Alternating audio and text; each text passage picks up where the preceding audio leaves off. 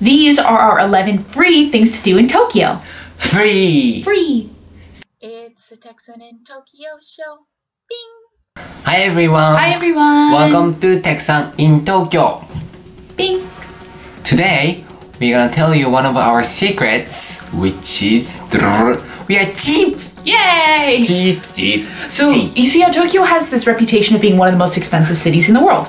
And it is expensive. But there are plenty of cheap and free things to do in Tokyo that we are here to share with you. You will appreciate our advice. I'm kidding. We're awesome.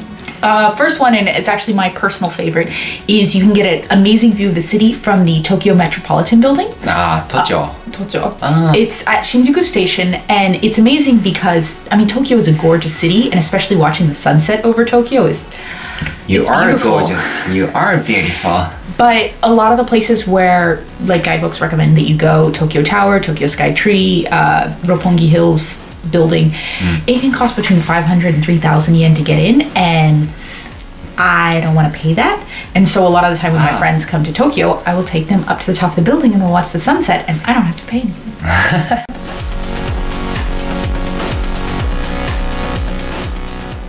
It's romantic, and they have a gift shop and a cafe, and you can just hang out there. I've done work up there for a while. It's just gorgeous.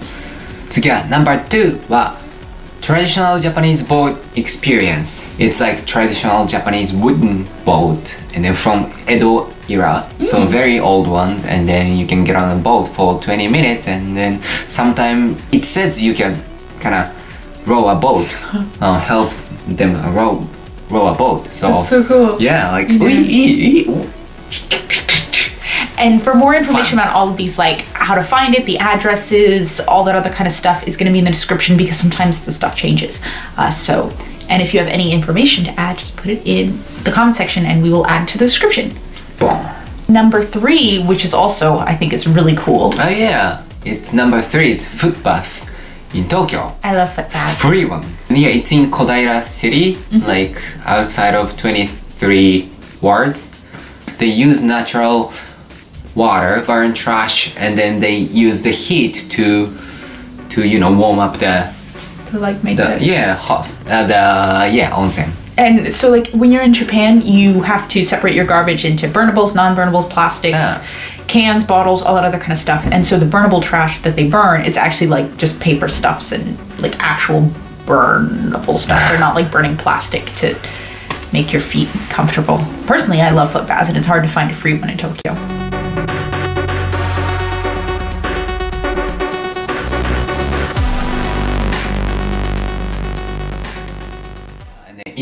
It's like eco-friendly cycle, you know? Woohoo! Trash, burn, heat, hot water. Yay! Hot water! Number 4, which I love this one, you can ride a bike, do a bike tour at the Tokyo Imperial Palace. We've done this one with your friends. It's on every Sunday. You can go to the Imperial Palace near Tokyo Station, and they have bikes, and you can rent bikes, and they even have tandem bikes and kids bikes, and we did that, and it was really, really fun.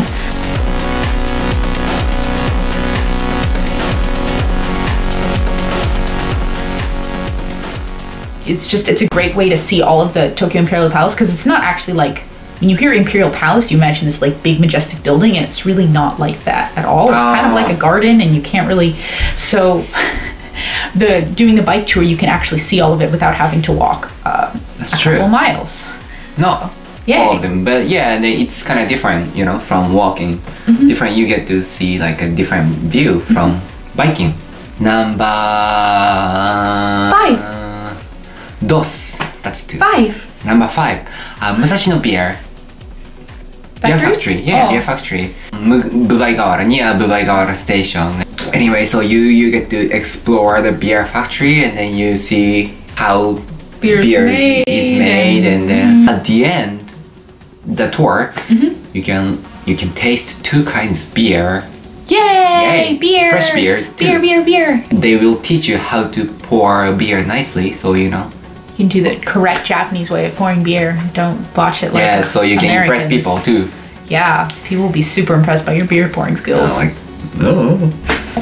Number 6, this one is definitely recommended in basically every single tour book that you can pick up about Tokyo. Right, let me guess. どうぞ。 Shibuya Crossing. Shibuya Crossing is the most crowded pedestrian intersection in Japan, probably. It's in a lot of movies and TV shows. It's right next to the Hachiko statue, the dog that waited for its master after the master died. Really sad story.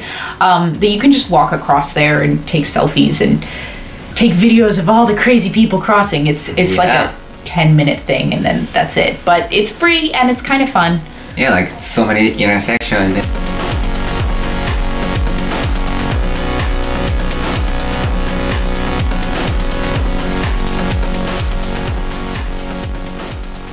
I think you can tell if they're tourists or, you know, locals by the way they walk. If they're taking selfies and looking around, or if they're just like, get out of my way. And sometimes when you go, people will just do like, take crazy pictures in the intersection. And so like last time I was there, when the light turned, a lady ran out and she threw like a pillow and a blanket on the ground and she was in her pajamas and like her friend took a bunch of pictures of her like sleeping at the intersection. I don't buy that. And it was kind of funny.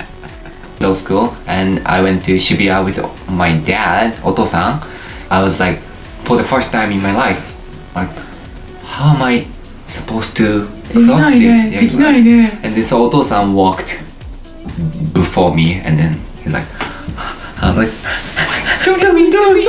Oh, that's so cute. I wish you had pictures. I wish you had pictures. Number 7, which is actually pretty close to the Shibuya Crossing, is Yoyogi Park, which is also in basically every single guidebook that you can get about Tokyo. Yoyogi Park is just this big free park in Tokyo.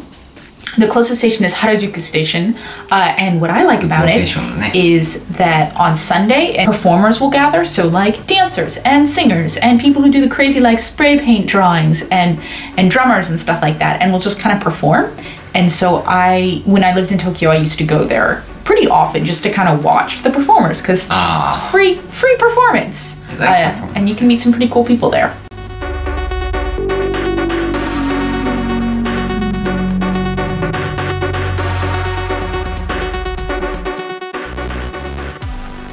Granted, it's also a lot of foreigners because it's in virtually every single guidebook, but... Sometimes like near Yoyogi Park festival going on, right? Yeah, they have lots of festivals virtually every weekend. The Reggae Festival and the Pride Parade and everything Thai festival. So interesting. Number 8 is Zen Experience. Well, we've just heard about it, and then it's in Hiro, so in the morning, like 7 a.m. you get to experience, like join a Zen meditation with the monks, and then I think it's really great. It's a really great experience. I have meditated with monks before once, and oh, my legs fell asleep. Yeah, I don't know if I can, sit for that long. But it might be for you. You might like it. Yeah, and then they have English pamphlet, so how to do Zen meditation. Awesome. So the one I went to did not have that. And it was also not free. Cool. 9. 9 is, by the way, my favorite number. Oh, it's mine too, actually. Hi. Speaking of temples, number 9 is a cafe at a temple. Komyoji. Komyoji at Kamiya-cho, like also near Roppongi area. And what's cool about this one is there's like a cafe workspace that you can go to, and then monks will often bring you tea and little sweets. Japanese sweets. Traditionally made Japanese sweets for free. And it's also just, I've heard it's a really great atmosphere where you can just work or hang out or take a break, rest, stuff like that. Number 10, which is also in every single guidebook that you can get about Tokyo, is the Tsukiji Fish Market, especially the tuna auction. This is close to Tsukiji Station. In the morning, they have this live tuna auction where they bid off and sell large things of tuna. It's an interesting experience.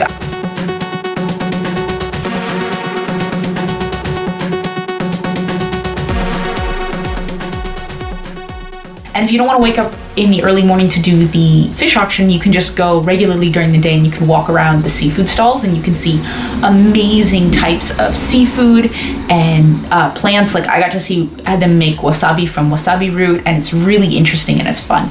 And they have the best seafood there. Oh, not free. But you can't handle wasabi though. I can't, but Fresh wasabi Cry isn't as bad. like a little baby.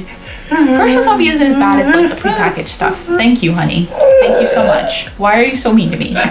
Number 11 isn't necessarily like something you can experience, but if you're in Tokyo, you really ought to go. And it's Sensoji What's Temple that? in Nakamitsu Dori in Asakusa. It's near Asakusa Asakusa. Station. And it's this enormous, gorgeous temple.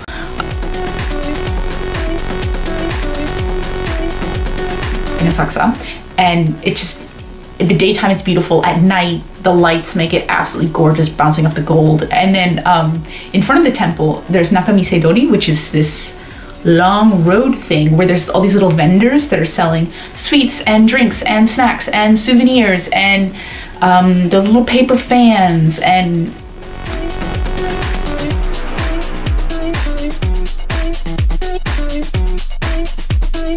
it's just kind of fun to walk along there, smell, Yeah, see. Nakamise Dori, ne? And then one time when we are walking along the Nakamise Dori, Been there so many times. yeah, I actually walked backwards.